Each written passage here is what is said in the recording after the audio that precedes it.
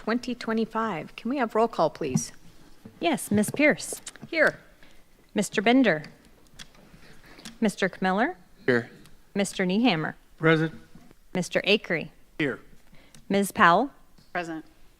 Mr. Thomas. Mr. Whitlock. Here. Roll has been taken. Thank you. We do have a quorum. Item 20 is our consent calendar, and there are no items. Item 30 is approval of the minutes from the October 3rd, 2025 meeting. Are there any additions or corrections to be noted? Hearing none, the minutes will be approved as submitted. Item 40 is oral requests and communications from the audience. This is an opportunity for anyone that's here to speak on items that are not on our agenda to come forward. If you do come to the podium and speak, please sign in and state your name and address. Are there any? All right, seeing none, we'll move on to item 50, which is public hearings. Before we begin, will council please explain the rules that govern this public hearing? Thank you, Madam Chair. I'm going to explain the rules that govern this hearing. Before the hearing begins, city staff will give a report. The report will list the criteria that govern the city's decision. After the staff report, the hearing will be open for other speakers. The applicant will speak first and may ask for rebuttal time. Following the applicant, any other interested person will be allowed to speak. Before the hearing is closed, anyone who needs more time to present evidence must ask for more time. If you ask, the hearing will be continued or the record will be kept open, and you will have at least 7 days to present additional written evidence. Any testimony, argument, or evidence you give must relate to the criteria listed in the staff report or other criteria in the comprehensive plan or land use regulations that you believe apply to the decision. If you fail to raise an issue or do not give the commission sufficient information so that the commission and any party can respond, you will not be able to appeal that issue to the Land Use Board of Appeals. If you do not raise constitutional or other issues about any proposed condition with specificity so that the commission can respond to that issue, you will not be able to bring in a court action for damages. Thank you, Mr. Schambach. Madam Chair? Yes. I understand there are three. And if your time expires. So doing things as requested and out of order, we'll start with 50.2 AC 25-190. Consideration of plans for the construction of 13 multifamily structures on approximately 12.5 acres. The development is called Haya Park Phase 1A and is located south of Coal Mine Road and east of North Phoenix Road within the Community Commercial Zoning District. The applicant is Ramzi Fakhri. I apologize if I mispronounced that. Agent Daniel Horton. Planner is Stefan Rohnfeld. The applicant has requested that this item be continued to the November 7th, 2025 hearing. I know there's some individuals in the audience. I didn't know if any of you were here to testify today on that item. Okay, seeing none, we'll go ahead and open it up to the commission. Do we have a motion for consideration? Madam Chair, I would move that we grant the applicant's request and continue this application until November 7, 2025 at noon. Second. All right, we have a motion and a second. Any discussion? All right, may we have roll call, please? Yes, Mr. Niehammer. Mr. Niehammer. Yes. Mr. Kmiller. Yes. Ms. Pierce. Yes. Ms. Powell. Yes. Mr. Akery. Yes.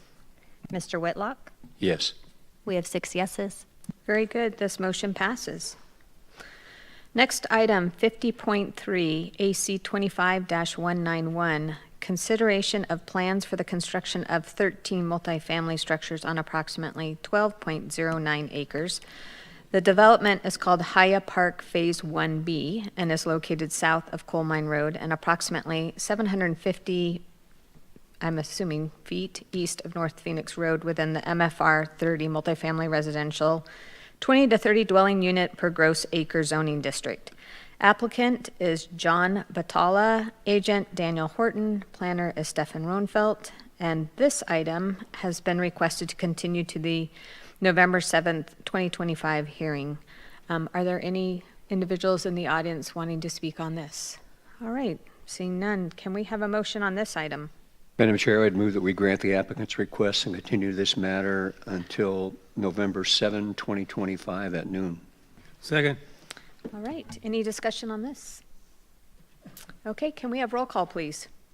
Mr. Camiller, Yes. Mr. Nehammer, Yes. Ms. Pierce, Yes. Ms. Powell, Yes. Mr. Whitlock, Yes. and Mr. Akery. Yes. 6 yeses. Very good, this motion passes as well. That brings us to 50.4, which is an exception 25-324, consideration of an exception request to build a turnaround inside the public right-of-way at the southerly end of Quarter Lane. The exception request is to the cul-de-sac standards in MLDC 10.450. Applicant and agent is Dan Horton, planner is Stefan Roenfeld, and this too has been requested to continue to the November 7th, 2025 hearing. Are there any individuals wanting to speak on this? Okay, can we have a motion to consider? I'm sorry, what day did you say? They're not all the same dates now? They're all November 7th. Oh, I thought you said 2025. December 27th. Oh, Madam Chair, I would move that the commission grant the applicant's request to continue this application until November 7, 2025 at noon. Second. all right, motion and a second. Any discussion on this one? Okay, can we have roll call, please? Yes, Ms. Powell, Yes. Mr. Whitlock, Yes. Mr. Akery, Yes. Mr. Nehammer, Yes. Mr. Camiller, Yes. and Ms. Pierce. Yes. We have 6 yeses. I like how you mix that up in order again, keeping us on our toes. That passes as well, so that will take us back to 50.1 AC 25-258 with exception 25-318.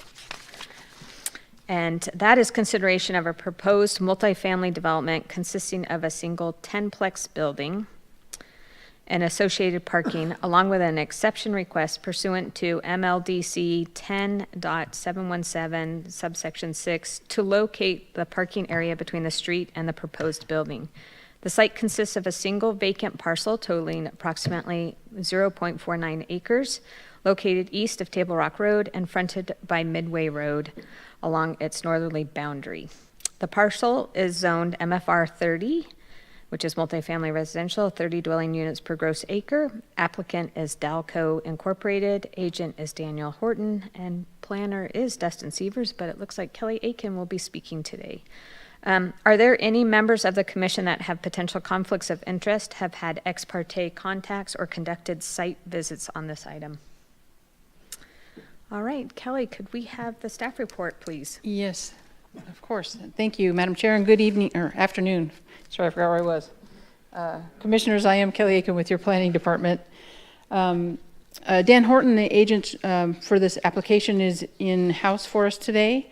This is the Dalco Apartments, and we have 2 applications before you this afternoon, a site plan application as well as an exception. And as always, we start off with the legal stuff. The approval criteria for the site plan site plan application are found in Land Development Code Section 10.200, subsection 5B. For residential development, it's we have clear and objective standards, so there's only really the single criteria that it meets all the standards. In this particular case, the applicant has requested an exception. Staff has found the approval criteria have been satisfied. Moving on to the exception, this is actually in 2 pages. So the same with the exception application. The staff has reviewed the application and determined that it does satisfy the approval criteria. Come on, clicker. The approval authority, this is a type 3 quasi-judicial, both are type 3 quasi-judicial applications, and the site plan commission is the approving authority under the code. So the subject property, it's just under half an acre. It's on the south side of Midway Road, just east of Table Rock. Table Rock is just off the left side of the photo there. Adjacent to the west is a memory care facility, and to the east are existing multifamily development. And the east-west reference will become important as I move through this application.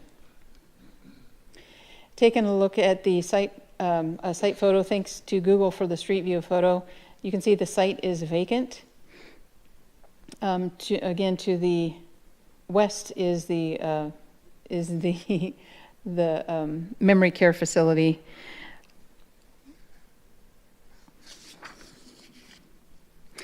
This photo, oops, let me Kelly, go can I back. interrupt and go back? I'm sorry, thank you. So this photo is taken from the north to the south? Yes, and I think Instead that of was the south to the north? correct. So Right. this is looking south from Midway. Thank you. So, And they're wanting the parking where that car is correct? no. Okay. So, It'll be on the other side of this lot? I'll bring up the site plan, it'll be easier to explain. So I just wanted to point out on this photo, the street view photo, the photo's from 2024, and the street improvements have actually been completed, so curb gutter and sidewalk and the planter strip exists on this property. You can see that on the aerial photo on the right of the screen. All right, so the comprehensive plan designation is urban high-density residential. The zoning is MFR 30. It allows 20 to 30 units, multifamily units per the gross acre, and that zoning designation is consistent with the comprehensive plan designation. And the proposal before you this afternoon is to construct 10 dwelling units on this property, along with an exception, and the exception request is to allow parking between the street and the building. And I'll go into that in a bit. So I wanted to start off with a very high-level view of the property. One of the code sections that we pay close attention to is it's section 10.426. It's our block length and perimeter standard. You can see the circulation in this particular area is really not great. There aren't a lot of streets in this area. And it exceeds the maximums for both block length and perimeter length. The applicant requested relief from this requirement, and our Public Works Department does concur with that request. Requiring additional street connectivity through the site would reduce the area of the property to below the minimum. And then when section 10.426 requires when relief is from the block length section is provided, then it requires the installation of a public access way, which is a pedestrian connection. We see them often between the end of cul-de-sacs and an adjacent or nearby right-of-way. That just doesn't make any sense here at all. There's nothing for it to connect to. So it just wouldn't go anywhere. So staff doesn't object to either of the applicant's requests. The 10 proposed units are within the required minimum and maximum density range. The applicant proposes 6 two-bedroom units and 4 one-bedroom units is the mix. The bulk standards are met for height, lot coverage, and setbacks. And the parking standards are also met for both vehicle and bicycle parking. For landscaping, the parking lot is too small to trigger the 50% shading requirement. And also too small to require planter bays, although they are provided here. The plan also shows planting in the planter strip as the code requires. So the landscaping plan is satisfactory. One of the things that we look for as staff when we are looking at infill development is are the impacts to the surrounding existing residents. So we're particularly sensitive to headlight glare. In this case, you can see that there's a chain link fence between the subject site and the memory care facility that's to the west. So staff did include a condition requiring fencing along that property line to mitigate those impacts. And this is the language of the condition of approval. And I did need to correct east to west. We were very consistent in calling east-west in this throughout the report, so apologies for that. Anyway, so I did want to make that single correction to the conditions of approval. We didn't include the east side because it already has a wood fence, and then the additional landscaping that's proposed and required will also help mitigate those the headlight glare. The applicant states, looking at the architecture, the applicant states that the building will be wrapped with board and batten siding and includes gabled roof lines. The proposal does meet the multifamily design standards that are outlined in the code, with the exception of the location of the parking field between the street and the structure. The way the code is structured is that actually triggers, it's not eligible for the optional relief standards, or optional adjustment of the multifamily standards, I should say. But an exception is expressly required for this particular request. The purpose of the standard is to promote people over cars. So it's not a car first code section, but in this particular case, the property is long and narrow, and its configuration really doesn't lend itself to putting the building in front of the street. Minimum parking aisle, a two-way parking or drive aisle, is 24 feet. This property is 80 feet wide, roughly. And then between the setbacks and then the two-way drive aisle standard, it just really doesn't lend itself well, and it becomes problematic for making livable units. So staff is supportive of the request for relief from the exception. Then returning to the approval criteria, the commission can find that there is sufficient evidence in the record to demonstrate compliance with the criteria, and it will, with satisfaction of the conditions of approval that are included in the staff report, and the approval of the exception. And with the exception, the commission can find that the proposal does meet the 4 criteria that are summarized here on the screen for you. So with that, staff is recommending approval, and I'm happy to take questions. Thank you, Kelly. Are there any questions of staff? Yes, Mr. Whitlock. Madam Chair, comment and questions. The one comment I have is that you mentioned the east-west thing, which caused me great confusion as I read through this. Thank you for squaring that away. But also, I note that in the record at page 12, that's page 7 of the staff report, it basically says the subject development does include a parking lot exceeding 1/2 acre, and it should say, as you indicated in, it can't obviously exceed 1/2 acre because the lot itself doesn't exceed 1/2 acre. But anyway, there is that error in the staff report as well. Thank you.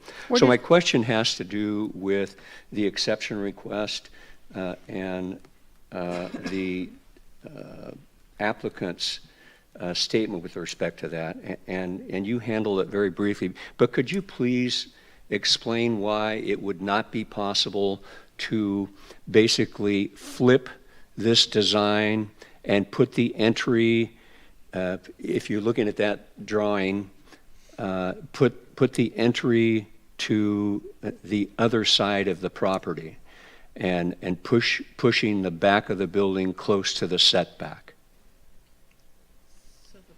Well, I think what happens, Mr. Whitlock, is that a two-way drive aisle is 24 feet. So we're already, so it's an 80-foot property. So reduce it by 24 feet. So this is going to be a bunch of math for me. So that's 56 feet. And then we have setbacks that we also need to adhere to. Which are 4 and 4? Depends on the building height. It might be 4 for this one. So maybe it's possible. That's a better question for Mr. Horton. But I think it's an interesting balance of livability for the units versus the appearance of the neighborhood. And this is where infill development is tricky. Right, and just looking at that possibility further, I'm curious if you could put the effectively the stormwater facility at the front between the road and the building, and again moving the parking to the back. That's going to be a design question. I'm not going to be able to answer that. I'll have to defer. Thank you. And I really thought that you would probably want to defer, but I thought I would give the applicant a chance to ponder my thinking while waiting to come up.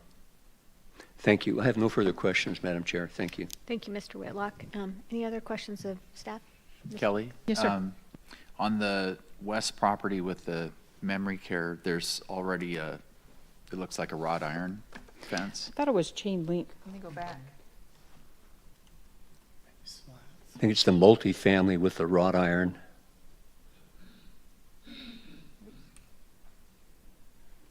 I don't think that's wrought iron. I think it's Chain chain link. Looks like On both sides? And then on the other side is wood. It looks like kind of aged cedar. I mean, Okay, well, I thought it was wrought iron, but anyway, it just occurred to me that having a nice wrought iron fence and then anyway, it just might be overkill, but maybe it's required, so.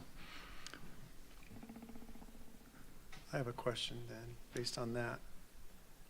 Would the applicant be allowed to do like a shade cloth screen that would screen headlights on the existing fence if the neighbor was good with it? it's an interesting question. So the code doesn't allow that for any kind of screening. I wouldn't encourage that because it becomes a maintenance problem. So a more permanent solution is a better I've done them solution. on some of mine that I put up 20 years ago, and they're still beautiful on an existing fence. I'm just thinking, same as Mr. Camiller, that having two fences next to each other is a little But odd. it might not be practical, but for the people whose headlights are shining in that window, it would be annoying as hell. Like, the fence is definitely a must, in my opinion. Sorry to Well, curse. and I believe the exception noted slats being as a potential option to good. thread through the chain link fence, so that would, I think that's what the exception said. There was no exception for this. I'll have to look at it more That was carefully, required but fence. Oh, sorry. Well, the exception, oh, yes. yeah, the Not exception is just for parking. For the parking, but I thought there's the ability to be able to put slats in the chain link fence, the plastic slats, so it wouldn't necessarily require putting another fence adjacent to the chain link. Right, so the code prohibits use of slats. Oh, That one is explicit. okay. It does actually say slats in your condition number 6. It says I boards, thought I saw it pickets, or somewhere, but I slats. wasn't sure. Thank you. That Dustin. Shame on you for reading carefully now. Yeah, I apologize. Interesting, I wonder what he was thinking, because that's not permissible under the code. Unless he's referring to wood slats, I don't know. Probably wood slats is probably what he was thinking.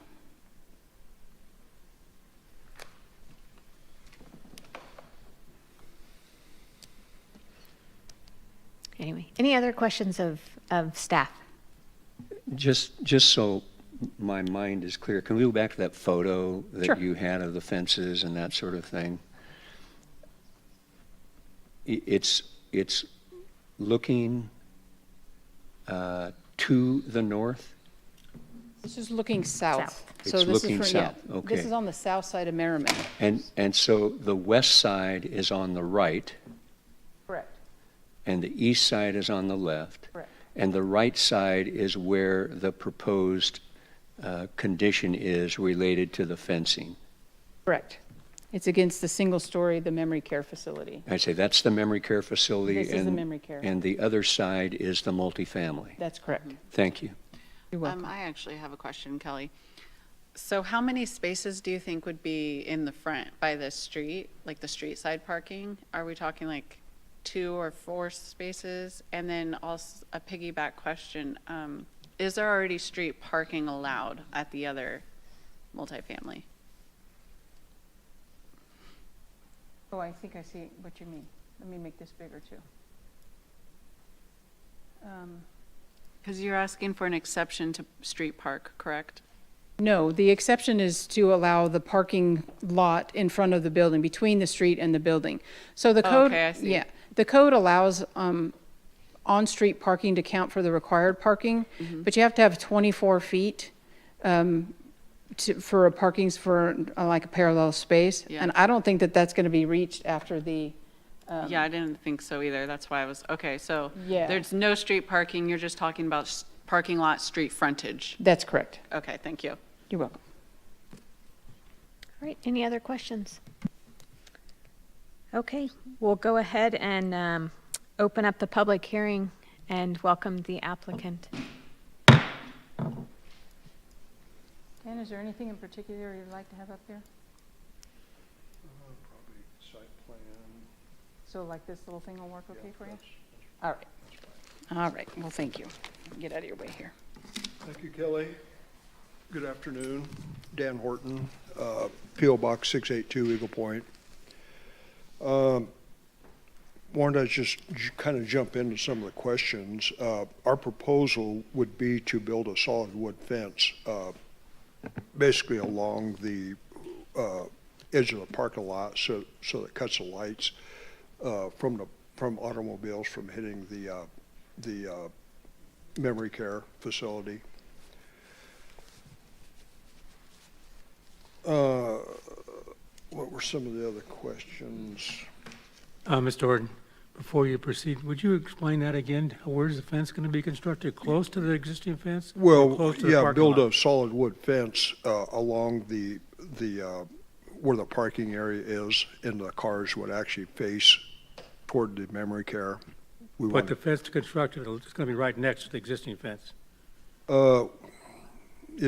yeah, I guess we could work with the neighbors to see if we totally replace that fence or put it inside. The reason I ask is because it could leave a maintenance area that would be difficult to do, so I just Right. wanted to check.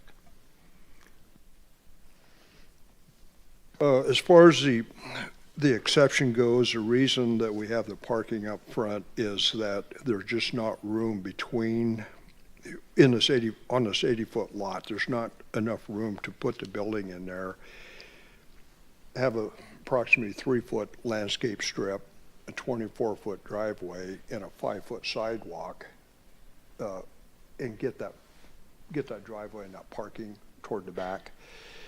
And because it would be so far away from the street, we would also have to provide a large turnaround for emergency vehicles back there, which would eat up a whole bunch of parking.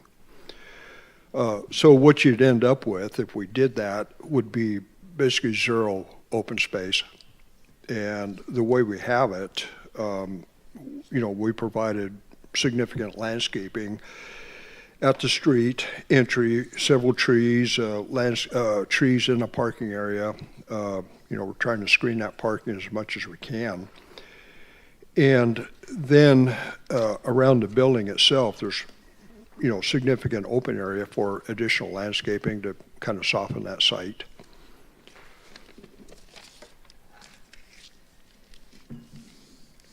So, difficult site. I mean, 80 foot is, could be a single family, the width of a single family lot. And here we are trying to put 10 units on there. And 10 is the minimum allowed, so that's what we have. Mr. Horton, if you wouldn't mind me interrupting, I just kind of did the math. 24 driveway, 3-foot landscaping, 5-foot sidewalk is 32. And it looks like with a 45-foot wide building, you'd have 34.64 feet. But I think I heard you say, so I think it's possible to switch it around, right? Except for... It's possible, yeah. Yeah, I You was going to could. say, I except mean, for that fire turnaround that you were talking about in the back, That would and some be- things like that, which would interfere with being able to comply with the parking standards. Right. Very good. Yeah, That's thank you. correct. I just didn't understand that part, and that helps me greatly. Thank Okay. you. Yeah, if that building was slid to get a driveway past there, your setback to the neighboring property would be 6 foot. It's a 2-story building, and so you can imagine, 20 foot in the air this far away from your fence. And I'd have to look at the code. I'm not even sure 6 foot would be allowable based on the height of that building.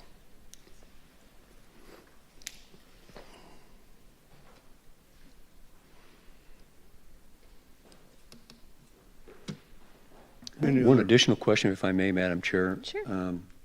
And that had to do with Mr. Needhammer's question and your comment about the fence. Are you going to put the proposed wooden fence along the entire length of the property?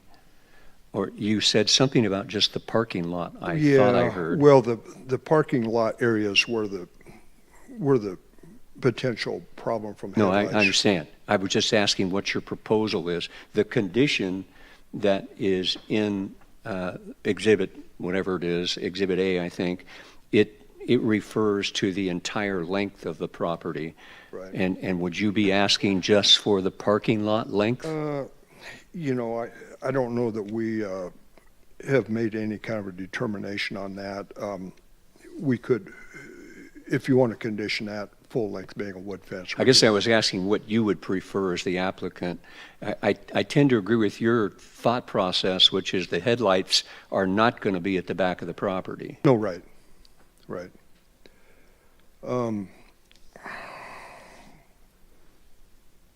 You need an answer on what we're going to do on that fence?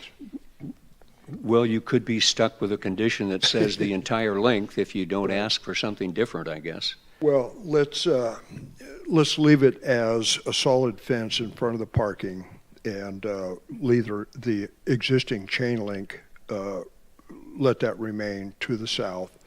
And when we get into construction, we may end up building a wood fence full length. But at least by doing that, we're fulfilling the concern about headlights. Yeah. Is staff okay with that, Kelly? That's fine, Mr. Whitlock. Thank you for asking that. I'd rather have you do more than the condition requires than have to come back and modify the condition. We'll put a wood fence full length. I'm sure the people living in those units would appreciate that for privacy. Because otherwise you're going to have children or families or whomever sharing a chain link see-through fence through windows, correct? If you don't do the Could. full-length wood fence, Yeah. people are seeing into each Right. other's rooms. Yeah, okay. Yeah, wood fence full length.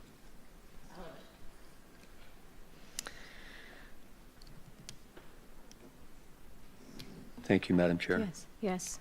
Mr. Horton, did you have anything else that you wanted to add, or? No, Kelly did a good job of presenting. Can't really think of anything else. One other consideration that I've had in the back of my mind is if you go to the east where that townhouse development is, a very similar parking situation. So we're not, this is not setting a precedent. Their parking runs clear out to the street. It's similar to this. The difference is that they have buildings on both sides of the parking lot, but because of the narrowness of this site, we cannot do that. So it's not an unusual situation for that neighborhood. Madam Chair, I have a question. Yes. Mr. Horton, so I believe, looking at your site plan, that the stormwater treatment facility is, because it's also downstream or downslope, and that would be the best location for it. That's anyway. correct. Yeah.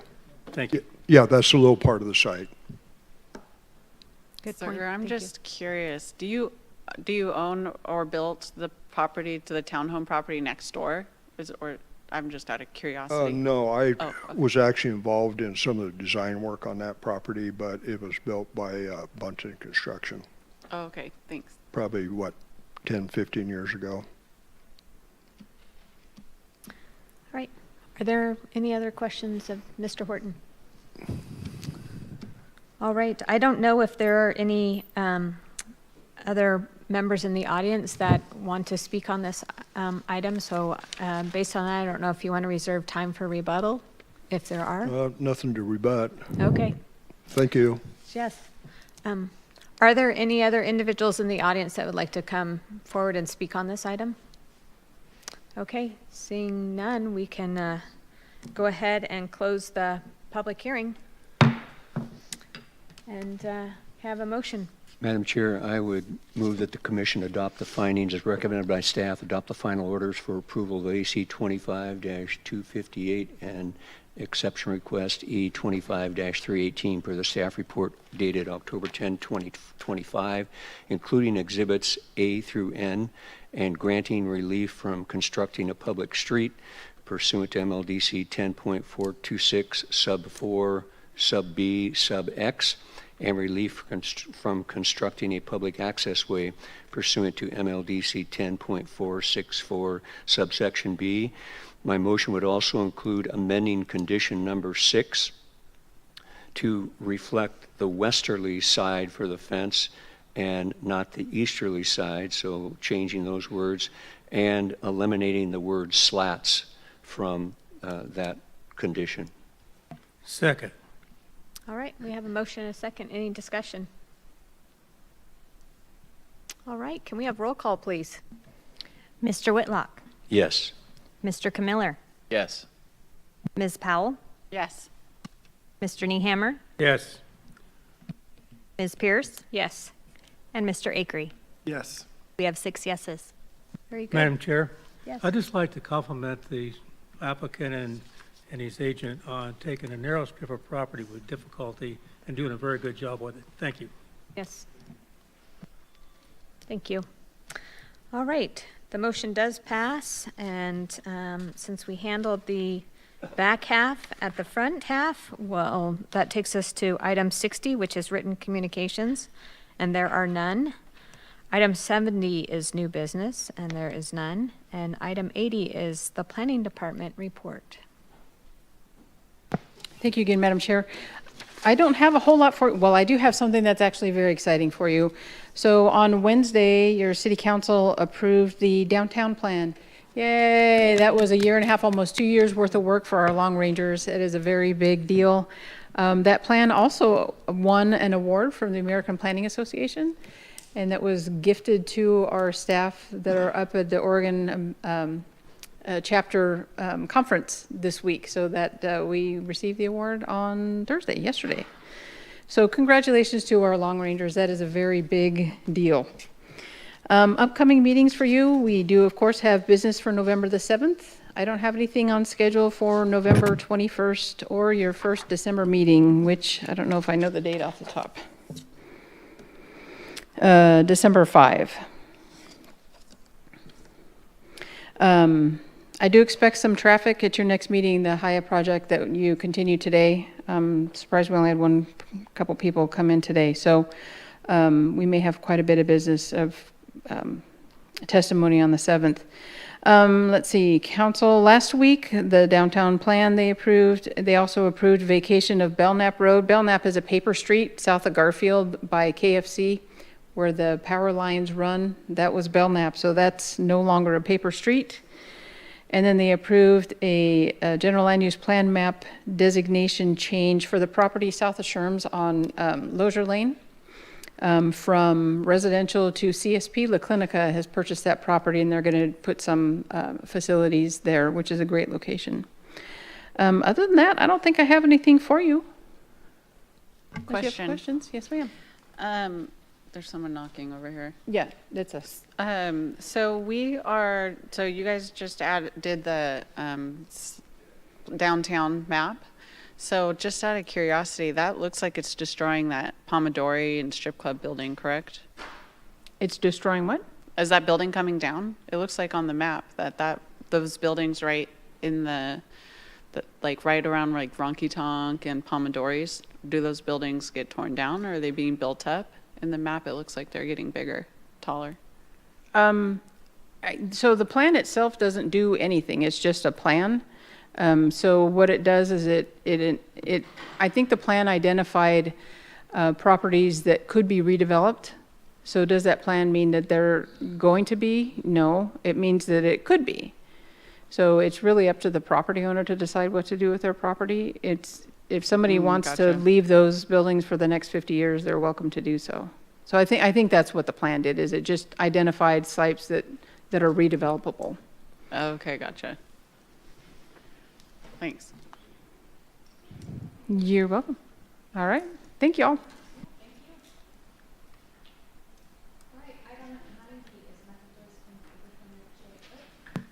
Item 90 is messages and papers from the chair, and I have nothing. Item 100 is propositions and remarks from the commission.